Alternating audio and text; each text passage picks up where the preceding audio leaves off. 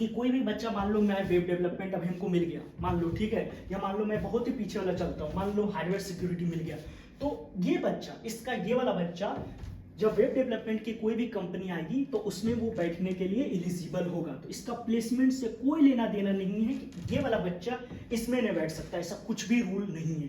मैं बता दूं कि ओपन इलेक्टिव्स में जो भी आप डालते हो ना वो आपको मिलता है, क्योंकि बहुत ज़्यादा variety of subjects are there. So open electives में मिल ही जाता है, ओपन माइनर में भी मिल जाता है, पर थोड़ा बहुत चांसेस इसमें कम है मिलने। सो हेलो एवरीवन, तो मेरा नाम है मृत्युंजय और आज हम एक बहुत ही हॉट टॉपिक पे बात करेंगे, इंजीनियरिंग माइनर्स पे। जो भी बच्चे अभी मुझे वीडियो देख रहे हैं और अगर वो कोई भी कॉलेज में, मैं एक रेफरेंस लूंगा एलपीयू का, क्योंकि इसके बेस पे मैं आपको बताऊंगा, लेकिन आप किसी भी कॉलेज में हो ये वीडियो आपके लिए है।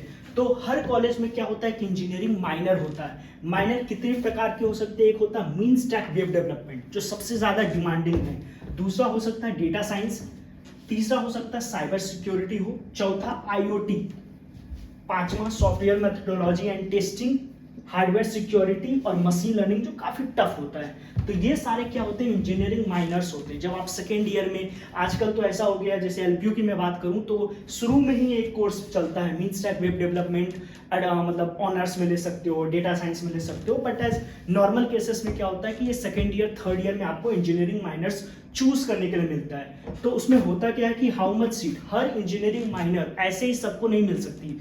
जैसे वेब डेवलपमेंट है तो उसकी बहुत ज्यादा डिमांड है, तो हर कोई चाहेगा ना कि वेब डेवलपमेंट ही ले ले, तो उसके लिए क्या होता है एक फिक्स नंबर ऑफ सीट होता है कि भैया इतना ही सीट होगा। अब वो सीट मिलेगा कैसे? पहले तो सीट का नंबर लिखा रहता है कि भैया इतना इतना सीट सबको मिलेगा।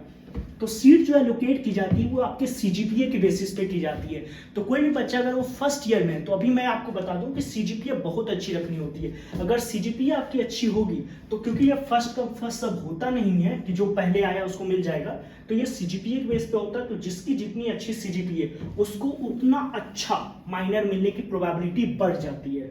ठीक है, सबसे इंपॉर्टेंट बात इसमें यह है कि कोई भी बच्चा, मान लो मैं वेब डेवलपमेंट अभी हमको मिल गया, मान लो ठीक है, या मान लो मैं बहुत ही पीछे वाला चलता हूँ, मान लो हार्डवेयर सिक्योरिटी मिल गया, तो ये बच्चा, इसका ये वाला बच्चा जब वेब डेवलपमेंट की कोई भी कंपनी आएगी तो उसमें वो बैठने के लिए एलिजिबल होगा। तो इसका प्लेसमेंट से कोई लेना देना नहीं है कि ये वाला बच्चा इसमें नहीं बैठ सकता, ऐसा कुछ भी रूल नहीं है, हर कोई किसी में भी बैठ सकता है। मैं वेब डेवलपमेंट की बात करता हूं क्योंकि मैंने वेब डेवलपमेंट लिया था। तो 5th सेमेस्टर में आपके 1 या 2 सब्जेक्ट होते हैं, 6th सेमेस्टर में 2 होते हैं, 7th सेमेस्टर में 1 होते हैं। क्रेडिट्स इनके 2 क्रेडिट के हो सकते हैं या फिर 3 क्रेडिट हो सकते हैं, डिपेंडिंग ऑन द थिंग।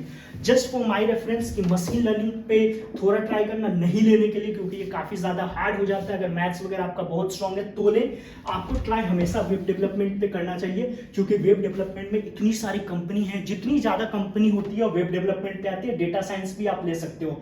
तो अगर आपकी सीजीपीए अच्छी है तो नंबर 1 पे प्रेफरेंस ये देंगे, नंबर 2 पे प्रेफरेंस ये देंगे, नंबर 3 पे आप चाहें तो एमएल, क्योंकि होता क्या है मोस्ट ऑफ द केसेस में जिनके सीजीपीए अच्छे रहते हैं उनको फर्स्ट प्रेफरेंस मिलता है। तो 1 2 3 देन 4 देन 5, फिर आप अपने अनुसार देख लेना। तो ये मैंने प्रेफरेंस ऑर्डर भी बताया कि इसी ऑर्डर पे करना होता है। क्लासेस होती कैसी है? थ्योरी क्लास होती है, प्रैक्टिकल क्लास होती है और 2 घंटे की क्लास होती है। तो ये का पूरा इंजीनियरिंग माइनर से रिलेटेड हो गया।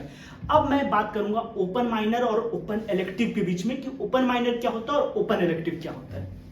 तो गाइस, जैसा कि हमने इंजीनियरिंग माइनर के बारे में बात कर ली, अब उससे भी बड़ा हॉट टॉपिक होता है बच्चों के बीच में कि ओपन माइनर क्या है, ओपन इलेक्टिव क्या है। तो बेसिकली ये क्या होता है, जब हम थर्ड ईयर में जाते हैं ना, तो आपको कोई ना कोई एक तो क्रेडिट्स मतलब कमाने होते हैं, तो उसमें ओपन माइनर होता है और ओपन इलेक्टिव होता है। और ये बच्चों के बीच में काफी ज्यादा कंफ्यूजन होता है कि कोई हमें ये बताते कि ओपन माइनर क्या होता है और ओपन इलेक्टिव क्या होता है। ध्यान रखना है, वो जो पीछे वाला था वो इंजीनियरिंग माइनर था, ये ओपन माइनर है। सबसे पहले मैं बात करूं, ओपन माइनर में आपको एक बार पोलिंग करनी है। लेट से मैंने कुछ भी ले लिया, मान लो वेब डेवलपमेंट का कोई भी सब्जेक्ट ले लिया, मान लो कोई भी नया लैंग्वेज ले लिया। लेट से मैं बहुत एग्जांपल आसान होकर करता हूं, फ्रेंच लैंग्वेज मान लो मैंने ले लिया।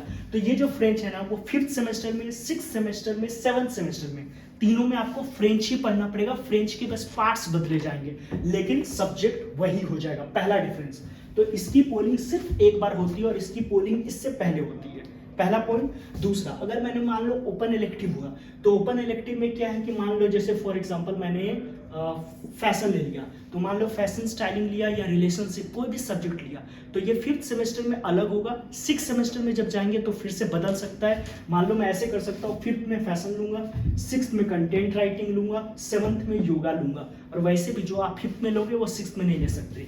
तो ये चीज़ ध्यान रखना है। तो मतलब ये हुआ पहला डिफरेंस। ये बार बार लेना पड़ता है, हर सेमेस्टर में इसकी पोलिंग होती है, और इसका आपने एक बार जो चूज कर लिया वो लॉक हो गया। सबसे पहली बात ये थी। दूसरा होता क्या है, बेसिकली आपको हॉबी अगर फॉलो करना है, अपना पैशन फॉलो करना है, तो ये एक अलग से सब्जेक्ट चलाया जाता है जिसमें न्यू स्किल सेट सीख सकते हो, आप रिसर्च वर्क कर सकते हो, कोई लैंग्वेज सीख सकते हो। मान लो आपको जर्मनी जाना है बाद में जॉब करने के लिए, तो क्या आप जर्मन के लिए पैसा क्यों दोगे? कॉलेज में सिखाया जा रहा है, आप फ्रेंच सीख सकते हो, कुछ भी सीख सकते हो ओपन माइनर्स के बेस पे। उसी तरीके से ओपन इलेक्टिव्स में मान लो कि अगर कोई बच्चा CSC का है, लेकिन उसको क्या है कि लॉ पढ़ना है बाद में, तो लॉ का भी कोई सब्जेक्ट लगता है तो वो सीख सकता है। UPSC का प्रिपरेशन करना है तो UPSC का जो सब्जेक्ट लगता है उससे वो सीख सकता है। ठीक है, ओनली चूज वन, इधर आप ओपन माइनर चूज कर सकते हो और ओपन इलेक्टिव, दोनों नहीं, तो कोई एक ही करना होता है, तो ये ध्यान से करना है। ओपन इलेक्टिव में ये होता है, मैं अपनी तरफ से बोलूँ तो ओपन इलेक्टिव लेना चाहिए, क्योंकि ओपन इलेक्टिव ज़्यादा आसान होता है, तो इससे जो हमारी CGPA होती है वो बढ़ जाती है। तो मेरे अनुसार मैंने भी ओपन इलेक्टिव ही लिया था, तो open elective would be much preferred than open minor, क्योंकि इससे CGPA बढ़ सकती है। ठीक है, अब पोलिंग प्रोसेस में क्या होता है कि ऑर्डर ऑफ प्रेफरेंस होता है, कि पहले तो आप इन दोनों में मान लो कोई किसी ने ओपन माइनर चूज किया तो उसको ओपन माइनर के ऑप्शंस दिखने लगेंगे, किसी ने ओपन इलेक्टिव्स चूज किया तो किसी को ओपन इलेक्टिव्स के, इन सब में दोनों में मैंने बताना भूल गया था, उसमें भी 5 प्रेफरेंसेस, इसमें भी 5 प्रेफरेंसेस, तो आप 5 डालते हो लेकिन पहला दूसरा में कुछ मिल जाता है। ठीक है, ऑनलाइन पोलिंग होती है, आपको नोटिफिकेशंस मिल जाता है।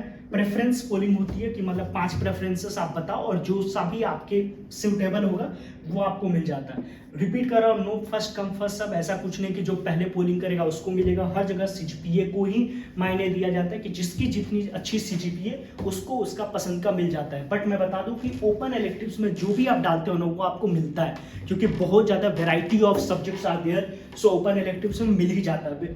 ओपन माइनर में भी मिल जाता है बट थोड़ा बहुत चांसेस इसमें कम है मिलने के, बट ओपन इलेक्टिव में तो जो चाहोगे वो मिलेगा। ठीक है, हाँ, कुछ टिप्स एंड ट्रिक्स जरूर देना चाहूँगा। कभी भी फ्रेंड्स को मत फॉलो करें। कई बार क्या होता है, हमारा जो दोस्त लेता है हम सोचते हैं हम वही ले लें, है ना, दोस्ती यारी निभाने के चक्कर में, तो वो ना करें। आप अपना इंटरेस्ट देखें, आप अपना पैशन देखें। आफ्टर ऑल मार्क्स मैटर करेगा, और मार्क्स उसमें मैटर करेगा जहाँ पे आपका इंटरेस्ट मैच करता हो। तो ऑलवेज ट्राई करें कि फ्रेंड्स वगैरह का ना सुने, अपना इंटरेस्ट देखें, अपना पैशन देखें, प्रॉपर रिसर्च कर लें। यूट्यूब पे हज़ारों वीडियो हैं, यही वीडियो आप देख सकते हैं तो आपको और समझ में आ जाएगा। तो प्रॉपर रिसर्च करें, प्रॉपर यूट्यूब वीडियो देखें, जो फैकल्टी सब्जेक्ट्स पढ़ाती है उनसे पूछें कि कौन सा सब्जेक्ट अच्छा है, या लास्ट ईयर का क्वेश्चन पेपर देख लें जिससे कि आपको आइडिया लग जाए कि किसका हमें करना है। ये एक ही बार में पोलिंग होती है, तो ध्यान रखना कि बार बार आपको मौका नहीं मिलेगा सुधारने के लिए। तो जो भी पोलिंग करें बहुत ही रिसर्च करें, सब कुछ करके करें। तो मैं ये कहना चाहूँगा, आफ्टर ऑल कंक्लूड करते हैं टॉपिक को। सबसे पहला था इंजीनियरिंग माइनर, जो आप आजकल क्या हो गया है कि जब हम ऑनर्स लेते हैं तो साथ में पढ़ाया जाता है, मतलब लेकिन नॉर्मल बीटेक अगर आप करोगे तो शायद 2nd ईयर या 3rd ईयर, मेरे यहाँ पे 3rd ईयर में था, तो वो होता है। देन ओपन माइनर होता है, देन ओपन इलेक्टिव आता है। मेरे ख्याल से मैंने सब कुछ समझा दिया है। कुछ भी अगर डाउट हो तो आप कमेंट में पूछ सकते हो, और अगर ये वीडियो पसंद आया तो प्लीज़ इसे लाइक, कमेंट, शेयर करें, और चैनल पे अगर नए हो तो प्लीज़ सब्सक्राइब कर देना। Thank you and love you all.